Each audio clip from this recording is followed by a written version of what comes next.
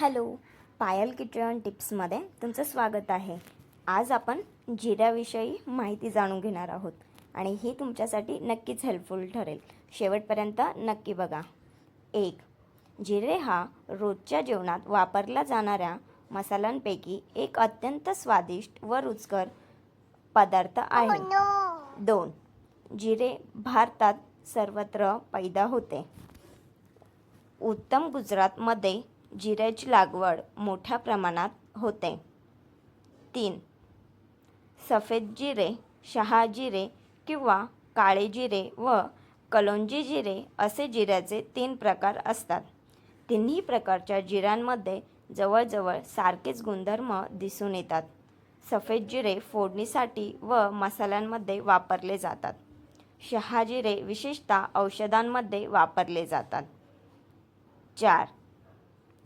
तिन्ही प्रकारचे जिरे रुक्ष, तिखट, किंचित गरम व अग्निप्रदीप्त, हलके, जुलाबात गुणकारी, पित्तनाशक, बुद्धिवर्धक, बलदायक, रुचिकारक, कफनाशक व नेत्रांना हितकारक असतात.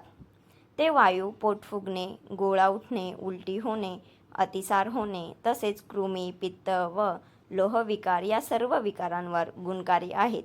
जिरे वातहारक, अग्निप्रदीप्त, रुचिकारक व थंड आहेत. 5. जिरे जठर, यकृत व आतड्यांना मजबूत बनवतात. आतड्यांतील आतील जंतूंचा नाश करतात. दुर्गंध दूर करतात व माळ बांधण्यास मदतरूप होतात. पोटात वायू साठला असेल किंवा उदळशूळ, मलावरोध, अपचन, शौचास दुर्गंध येणे हे सर्व विकार जिऱ्याने बरे होतात. 6.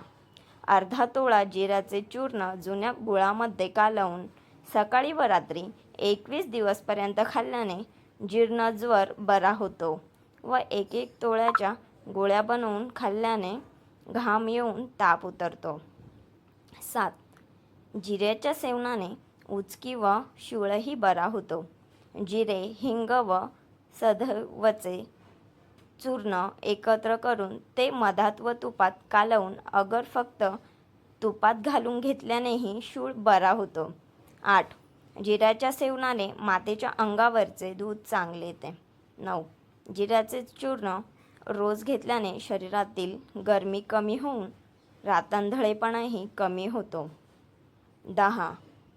भाजलेले जिरे, मिरे, सदैवचे चूर्ण मठ्यात किंवा ताकात घालून प्यायल्याने अतिसार, मूळव्याध व संग्रहीमध्ये त्याचा चांगला फायदा होतो. अशा प्रकारे आपली आजची टिप संपलेली आहे. Thank you for watching.